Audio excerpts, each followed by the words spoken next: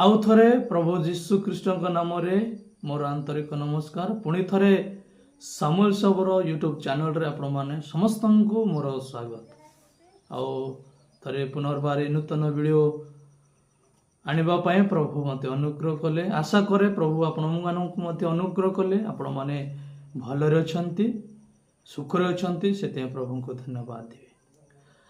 आसंतु आजिर एक विषय नहीं आपण मानक सम्मुख में मु रखिया को चाहे, जहा प्रार्थना ईश्वर सह जीवंत संपर्कर शक्ति। ताहा कौन? प्रार्थना ईश्वर सह जीवंत संपर्कर शक्ति। याकूब 5:16 आम ताहा देखा पाइछु।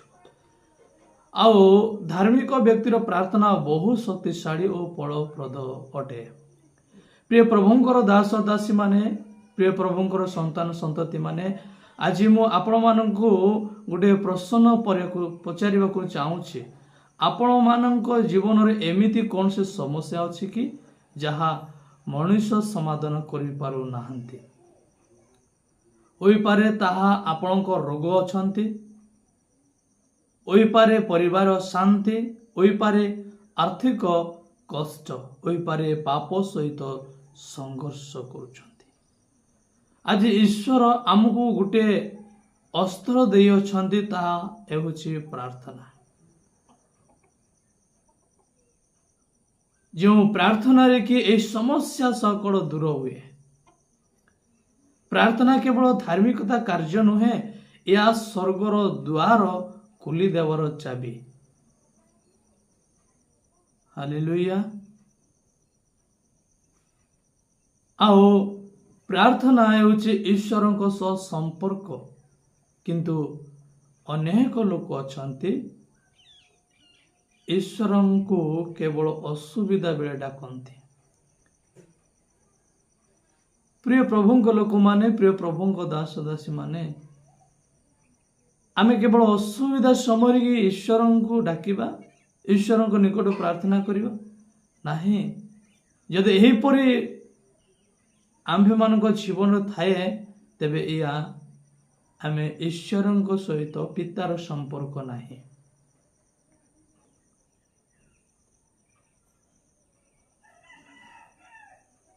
सेतिपाई प्रिय प्रभुंक लोक माने, प्रभु चाहंती जे आमे प्रतिदिन तांको सह कथा हेबा। हालेलुया। जीशु कहिले, जीशु मध्य प्रार्थना कले, से एपरी प्रार्थना कले, आम्भ मानकर स्वर्गस्थ पिता। से केबे भी ए दूरर ईश्वर बोली कहि नथिले, से कहिले पिता। त माने प्रार्थना ए प्रकार जिनिस अटे, आमे पितांग सहित कथाबार्ता हेबा। कौन केबे कहा को कथा हेबा को, पितांग सह कथा हेबा को किए कहा को अनुमति लागे कि नाही? पितांग सह कथा हेबा को कौन से अनुमति लागे नाही। आपण मानक जीवन रे जेबे आपण मानक पितांग कथा हेबा को चाहूछंती, सेही समय कोन आपण मानक पिता को अनुमति नहीं तांग सहित कथा होचंती? नाही ना, नाही। आम ईश्वर सेही परी। सेते प्रिय प्रभुंक लोक माने, बुझिबा पई आपण मानकु मो एक छोट गल्प नहीं रखे, जे एक राजा आओ छोट पिला। एक बड़ राज दरबार रे अनेक मंत्री और सेनापति थिले। केही राजांक निकट सीधा सड़क जाई पार नथिले, अनुमति दरकार थिला। किंतु ठीक सही समय एक छोट पिला दौड़ी आसी राजांक कोल रे बसीगला। आओ मंत्री माने आश्चर्य हेले। जानती, मंत्री मानकर आश्चर्य देखी राजा हसिकी कहिले, तुम्भ मानक पाई मु राजा, किंतु या पाई मु बापा। एहीपरि जो माने कृष्णको संतान संतति सेमानंको पाए ईश्वरंको सहित कथबार्ता करिया को अनुमति आवश्यक न आओ सेमानंको पाए केवल सृष्टिकर्ता नुहंती से सेमानंकर पिता हालेलुया एते प्रभु आमानंको प्रति अनुग्रह कले प्रचुर भावे अनुग्रह कले जे आम परि लोक माने ईश्वरंको निकट प्रार्थना करिबा पाए एतिबाई प्रार्थना को केबे अवहेला करिबा नाही प्रिय प्रभुंको लोक माने प्रिय प्रभुंको दास दासी सेति पाए प्रार्थना ओ भयरे नुह प्रेम संपर्क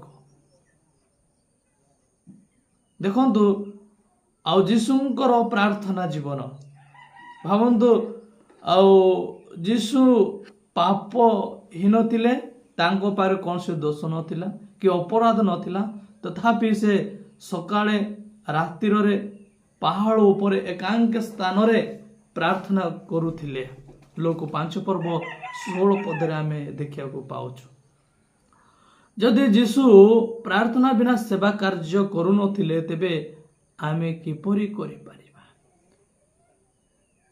प्रभु जीशु ख्रीष्ट से जेतबे सेवा कार्य को बाहरी थिले सेही समय से पितांक निकट प्रार्थना करिकी सेवा कार्य करुथिले आपण माने मो जीवन रे आमे जेतेबेले कौन से कार्य करू कौन स्थान को जाओ बा कौन से शुभ काम करू सही समय आमे पितांक निकट प्रार्थना करिबा निश्चित जेहेतु आमे प्रार्थना कले प्रभु यीशु ख्रीष्ट आम्भ मान कार्य को से सफल करिवे हालेलुया सेदा परमेश्वर पवित्र नाम गौरव प्रशंसा प्रिय प्रभुंक लोक माने प्रिय प्रभुंक दास दासी माने आम्भे माने आओ से लोक को पुस्तक 16 पदरे आम माने देखिलु जे किपरि प्रार्थना हेबा आवश्यक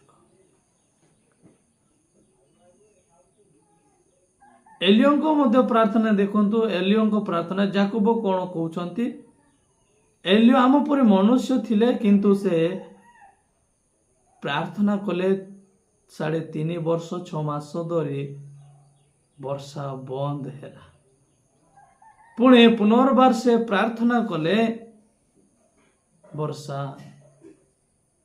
आसीबा को आरंभ लागिला हालेलुया यह होची प्रार्थना जे मूल विषय होची ताहा एठारे एलियो प्रार्थना कले केवल तांगो कर्तव्य थिला प्रार्थना करिबा आउ ता परर कार्य ईश्वरंकर दायित्व थिला सेतै एलियो केवल प्रार्थनार एक्शन रे करिबा पई तार शक्ति थिला किंतु वर्षा बंद करिबा आ वर्षा पठेइबा या केवल ईश्वरंक स्तरे शक्ति थिला हालेलुया से प्रार्थना कले आओ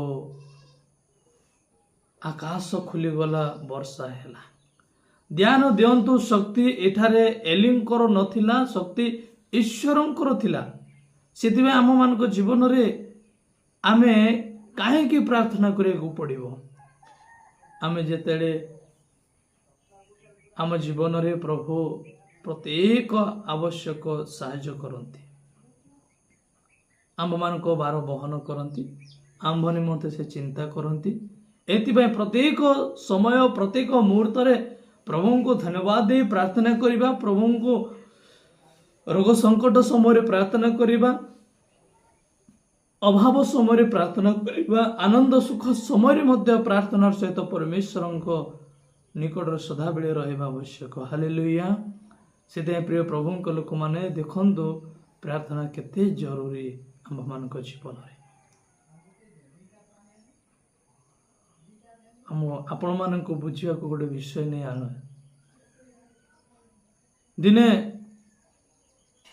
2 जण व्यक्ति काट खाटिबा पई जंगल को गले जंगल रे 2 जण काट काटी बा काम करूथिले ପ୍ରଥମ ଜଣ ସକାଳୁ ସନ୍ଧ୍ୟା ପର୍ଯ୍ୟନ୍ତ ବିନା ବିଶ୍ରାମରେ କାଟୁଥିଲେ, କିନ୍ତୁ ଆଉ ଦ୍ୱିତୀୟ ଜଣ ପ୍ରତି ଘଣ୍ଟାକୁ କିଛି ସମୟ ବସୁଥିଲେ। ତାପରେ କିଛି ସମୟ ପରେ ସନ୍ଧ୍ୟା ହେଇଗଲା, ସନ୍ଧ୍ୟା ଦେଖାଗଲା।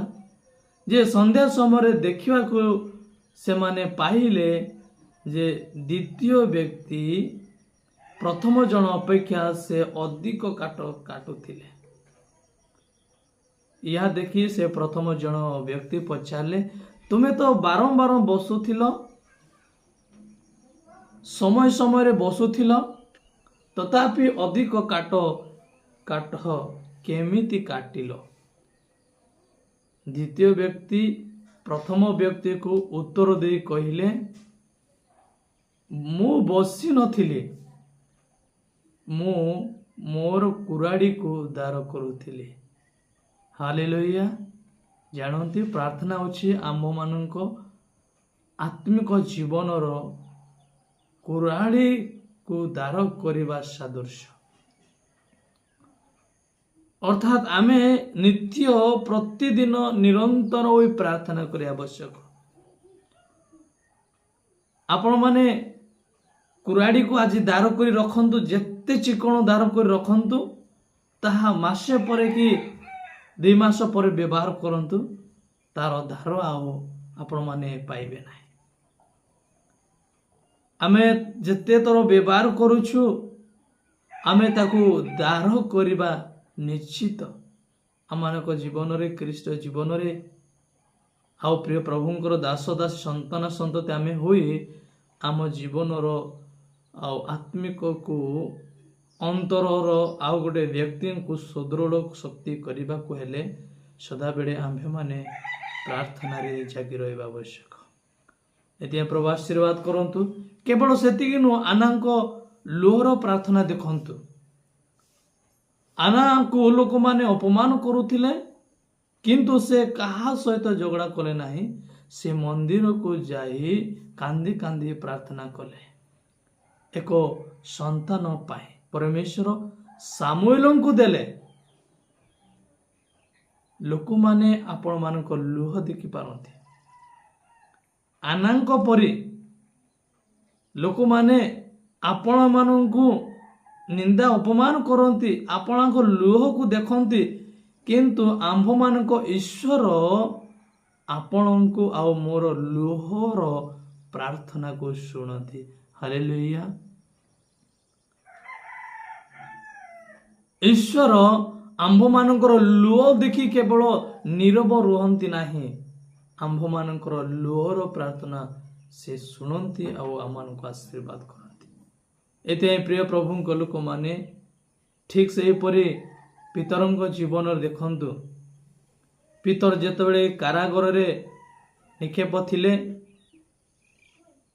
ଆପଣମାନେ ଜାଣିଛନ୍ତି ସ୍ପଷ୍ଟ ଭାବେ, ତାଙ୍କ ଚାରିପାଖରେ ସୈନ୍ୟମାନେ ଥିଲେ, ଆଉ ହାତରେ ଗୋଡ଼ରେ ଲୁହାର ଶିଙ୍କୁଳି ଦ୍ୱାରା ବନ୍ଧା ହୋଇଥିଲେ, ଆଉ ଦ୍ୱାର ବି ସବୁ ବନ୍ଦ ଥିଲା। କିନ୍ତୁ ମଣ୍ଡଳୀ ପିତରଙ୍କ ପାଇଁ କ'ଣ କରୁଥିଲେ ଜାଣିଛନ୍ତି? ସେ ସମୟରେ ମଣ୍ଡଳୀ ପିତରଙ୍କ ପାଇଁ ଏକତ୍ର ପ୍ରାର୍ଥନା କରୁଥିଲେ। ଏହି ବିଷୟ ପିତରଙ୍କୁ ଜଣା ନାହିଁ ଯେ ମଣ୍ଡଳୀ ମୋ ପାଇଁ ପ୍ରାର୍ଥନା କରୁଛନ୍ତି। ପିତରର ଅଜ୍ଞାତ ଅଜ୍ଞାନରେ ମଣ୍ଡଳୀ ପିତରଙ୍କ ପାଇଁ ପ୍ରାର୍ଥନା କରୁଛନ୍ତି ଯେ ପିତର କିପରି ସୁରକ୍ଷା ପାଇବ। ହାଲେଲୁୟା। ଏଥିପାଇଁ ଆମେ ଦେଖି ପାରୁଛୁ ମଣ୍ଡଳୀର ପ୍ରାର୍ଥନା ଦ୍ୱାରା ଦୂତ ଆସିଲେ ପିତରଙ୍କ ନିକଟରେ, ଆଉ ଶିଙ୍କୁଳି ସବୁ ଖସିଗଲା, ଦ୍ୱାର ସବୁ ଖୋଲିଗଲା, ଆଉ ଦୂତ ପିତରଙ୍କୁ କାରାଗାରରୁ ବାହାରକୁ ଘେନି ଆଣିଲେ। ଏହା ହେଉଛି ପ୍ରାର୍ଥନା। ଏହା ହେଉଛି ପ୍ରାର୍ଥନା ଶକ୍ତିଶାଳୀ। ତେବେ ଆମ ଜୀବନରେ ପ୍ରାର୍ଥନା କରିବା ବନ୍ଦ କରିବା କି ନାହିଁ? ଆମେ ସଦାବେଳେ ପ୍ରାର୍ଥନାରେ ଜାରି ରହିବା ଆବଶ୍ୟକ। ହାଲେଲୁୟା। ପରମେଶ୍ୱର ଆମମାନଙ୍କୁ ଆଶୀର୍ବାଦ କରନ୍ତୁ। ପ୍ରାର୍ଥନା ସେଇ ଦ୍ୱାରକୁ ମଧ୍ୟ ଖୋଲି ଦିଏ ଯାହାକୁ ମନୁଷ୍ୟ ଖୋଲି ପାରି ନାହିଁ। ଆପଣମାନଙ୍କ ଜୀବନରେ, ମୋ ଜୀବନରେ କେତେ କଷ୍ଟ, ଦୁଃଖ, ନୈରାଶ, ଅଭାବ, ଭାରରେ ପରିପୂର୍ଣ୍ଣ, ଏହି ସକଳ ବନ୍ଧନରୁ ମୁକ୍ତ ପାଇବା ପାଇଁ ଆପଣମାନଙ୍କର ଏହି ମୁକ୍ତ କୌଣସି ମନୁଷ୍ୟ କରିପାରିବେ ନାହିଁ, ବରଂ ପରମେଶ୍ୱର ମୁକ୍ତ କରି ଆଉ ଏକ ନୂତନ ଦ୍ୱାର ମୋ ପାଇଁ ଖୋଲିଦେବେ। ତେବେ ଆପଣମାନଙ୍କର ସମସ୍ୟା ଦେଖିବେ ନା ପ୍ରାର୍ଥନା କରିବେ? ଆପଣମାନେ ଆଜି କ'ଣ କରିବେ? ଆପଣମାନଙ୍କର ସମସ୍ୟା, ଆପଣଙ୍କର ବୟସ ଦେଖିବେ ନା ପ୍ରାର୍ଥନାରେ ରହିବେ? ଆଜି ଆପଣମାନେ କ'ଣ କରିବେ? ଯଦି ଆପଣମାନେ ପ୍ରତିଦିନ ପ୍ରାର୍ଥନା କରିବେ, ଆପଣଙ୍କର ବିଶ୍ୱାସ ବଢ଼ିବ, ପରିବାରରେ ଶାନ୍ତି ଆସିବ, ପ୍ରଲୋଭନ ଉପରେ ବିଜୟ ମିଳିବ। ଏଥିପାଇଁ ପ୍ରିୟ ପ୍ରଭୁଙ୍କ ଲୋକମାନେ ଆମେ ପ୍ରାର୍ଥନା କରିବା। ପ୍ରାର୍ଥନା କରିବା ଈଶ୍ୱରଙ୍କର ଯେ ଏହା ଇଚ୍ଛା ସ୍ପଷ୍ଟ ହେବ। ମନେ ରଖନ୍ତୁ, ଯେତେବେଳେ ଆମେ ପ୍ରାର୍ଥନା କରୁ ସେତେବେଳେ ଆମେ କେବଳ ଈଶ୍ୱରଙ୍କ ହାତକୁ ନୁହେଁ, ତାଙ୍କ ହୃଦୟ ମଧ୍ୟ ସ୍ପର୍ଶ କରୁ। ହାଲେଲୁୟା। ଆମେ ଯେତେବେଳେ ପ୍ରାର୍ଥନା କରିଥାଉ କେବଳ ଈଶ୍ୱରଙ୍କ ହସ୍ତକୁ ଆମକୁ ଧରୁନାହୁଁ, କିନ୍ତୁ ତାଙ୍କ ହୃଦୟକୁ ମଧ୍ୟ ସ୍ପର୍ଶ କରେ। ପ୍ରିୟ ପ୍ରଭୁଙ୍କର ଦାସ ଦାସୀ ମାନେ, ପ୍ରିୟ ପ୍ରଭୁଙ୍କର ସନ୍ତାନ ସନ୍ତତି ମାନେ, ଏଥିପାଇଁ ପ୍ରାର୍ଥନା କେବଳ ଧାର୍ମିକ ଆଚରଣ ନୁହେଁ, ଏହା ଜୀବନ୍ତ ଈଶ୍ୱରଙ୍କ ସହ ଆମର ଦୈନନ୍ଦିନ ସମ୍ପର୍କ। ପ୍ରାର୍ଥନା ଆମ୍ଭମାନଙ୍କୁ ଆମର ଭୟକୁ ବିଶ୍ୱାସ କରାଏ, ଦୁଃଖକୁ ଆଶାରେ ପରିପୂର୍ଣ୍ଣ କରେ ଏବଂ ଦୁର୍ବଳତାକୁ ଶକ୍ତିରେ ପରିବର୍ତ୍ତନ କରେ। ଆଜି ଆପଣମାନେ ଆଉ ମୁଁ ନିଷ୍ପତ୍ତି ନିଅନ୍ତୁ ଯେ ପ୍ରତିଦିନ ନିର୍ଦ୍ଦିଷ୍ଟ ସମୟ ପ୍ରାର୍ଥନା କରିବି। କେବଳ ସମସ୍ୟା ବେଳେ ନୁହଁ, ଆଉ ତାହା ପ୍ରତିଦିନ ଏକ ସମୟ କାଢ଼ି ମୁଁ ପ୍ରାର୍ଥନା କରିବି। ହାଲେଲୁୟା। ଏଥିପାଇଁ ପ୍ରିୟ ପ୍ରଭୁଙ୍କ ଲୋକମାନେ, ପ୍ରିୟ ପ୍ରଭୁଙ୍କ ଦାସ ଦାସୀ ମାନେ, ଆଉ ପ୍ରଭୁ ଧନ୍ୟବାଦ ହେଉ, ପ୍ରଭୁ ଗୌରବ ହେଉ ଯେ ଆମ୍ଭ ପରି ଲୋକମାନେ ଈଶ୍ୱରଙ୍କ ନିକଟ ପ୍ରାର୍ଥନା କରିବା ପାଇଁ ଏକ ସମୟ ଦେଉଛନ୍ତି, ସୁଯୋଗ ଦେଉଛନ୍ତି। ଏଥିପାଇଁ ଆମେ ପ୍ରାର୍ଥନାକୁ ପଢ଼ିବା। ଏଥିପାଇଁ ଆଉ ମୋ ପରିବାର ନିମନ୍ତେ, ମଣ୍ଡଳୀ ଏବଂ ଦେଶ ପାଇଁ ମଧ୍ୟ ପ୍ରାର୍ଥନା କରିବି, ଏହା ଆମେ ଭାବିବା ଆବଶ୍ୟକ। ଯେହେତୁ ପ୍ରଥମ ତେସଲୋନିକେ 5:17 ଆମେ ଦେଖିବାକୁ ଗଲେ ତ ଲେଖା, ନିରନ୍ତର ହୋଇ ପ୍ରାର୍ଥନା କର। ନିରନ୍ତର ହୋଇ ପ୍ରାର୍ଥନା କର। ଆମେ କେବେ ମଧ୍ୟ ଆଉ ବନ୍ଦ କରିବା ନାହିଁ। ଯେ ପର୍ଯ୍ୟନ୍ତ ଆମ୍ଭେମାନେ ଈଶ୍ୱରଙ୍କ ଠାରୁ ଆଶୀର୍ବାଦ ଅନୁଗ୍ରହ ପାଇନାହୁଁ, ସେ ପର୍ଯ୍ୟନ୍ତ ଆମେ ନିରନ୍ତର ହୋଇ ପ୍ରାର୍ଥନା କରିବାକୁ ପଡ଼ିବ। ଆଉ ସେତିକି ନୁହଁ, ଯଦି ଆମେ ଆଶୀର୍ବାଦ ପାଇଛୁ, ସଫଳ ପାଇଛୁ, ତଥାପି ଆମେ ସଦାବେଳେ ସମୟ କାଢ଼ିବାକୁ ପଡ଼ିବ। ଯୀଶୁଙ୍କ ସହିତ କଥାବାର୍ତ୍ତା କରିବାକୁ, ପ୍ରାର୍ଥନା କରିବାକୁ ପଡ଼ିବ। ତେବେ ପ୍ରଭୁଙ୍କର ଆଶ୍ଚର୍ଯ୍ୟ ଶକ୍ତି ଆପଣମାନେ ଅନୁଭବ କରିପାରିବେ। ହାଲେଲୁୟା। ଏଥିପାଇଁ ପ୍ରଭୁ ପିତା ଈଶ୍ୱର, ପ୍ରଭୁ ଯୀଶୁ ଖ୍ରୀଷ୍ଟଙ୍କ ନାମକୁ ଧନ୍ୟବାଦ ଦେଉ। ମୁଁ ଧନ୍ୟବାଦ ଦିଏ, ପ୍ରଭୁ ଆମମାନଙ୍କୁ ସୁନ୍ଦର ଏହି ପ୍ରସଙ୍ଗ ଦେଇ କଥା କହିଅଛନ୍ତି। ଏଥିପାଇଁ ଆଶା କରେ ଆପଣମାନେ ଆଉ ମୋର ଭିଡ଼ିଓକୁ ଆରମ୍ଭରୁ ଶେଷ ପର୍ଯ୍ୟନ୍ତ ଦେଖିଲେ ଏହା ଆପଣମାନଙ୍କ ଜୀବନରେ ଏକ ଆଶୀର୍ବାଦ କାରଣ ହେଇଅଛି। ସେଥିପାଇଁ ଆପଣମାନେ ପରମେଶ୍ୱରଙ୍କୁ ମଧ୍ୟ ଗୌରବ କରନ୍ତୁ, ପ୍ରଶଂସା କରନ୍ତୁ। ଆଉ ମୋର ଏକ ଅନୁରୋଧ, ଦୟାକରି ଆପଣମାନେ ମୋର ଚ୍ୟାନେଲକୁ, ଅର୍ଥାତ୍ ସାମୁଏଲ ସବର ଚ୍ୟାନେଲକୁ ଆପଣମାନେ ସବସ୍କ୍ରାଇବ୍, ସେୟାର, କମେଣ୍ଟ କରନ୍ତୁ। ପୁନର୍ବାର ପୂର୍ବ ଦିନ ମଧ୍ୟରେ ମୁଁ କହିଥିଲି ଯେପରି ଏହି ଭିଡ଼ିଓ ଅନେକ ଲୋକମାନଙ୍କ ସମ୍ମୁଖରେ ପହଞ୍ଚିବ, ଦେଖିବେ, ଜାଣିବେ ଯେ ପ୍ରଭୁ ଯୀଶୁ ଖ୍ରୀଷ୍ଟଙ୍କ ନିକଟ ନମ୍ର ସହିତ ପ୍ରାର୍ଥନା କଲେ ପରମେଶ୍ୱର କିପରି ତାଙ୍କରି ଆଶ୍ଚର୍ଯ୍ୟ କାର୍ଯ୍ୟ କରନ୍ତି। ସେଥିପାଇଁ ପ୍ରଭୁଙ୍କୁ ଧନ୍ୟବାଦ, ପ୍ରଭୁଙ୍କୁ ଗୌରବ ପ୍ରଶଂସା ହେଉ। ଆଜିର ଏହି ଭିଡ଼ିଓ ମୁଁ ଏତିକିରେ ରହିଲି।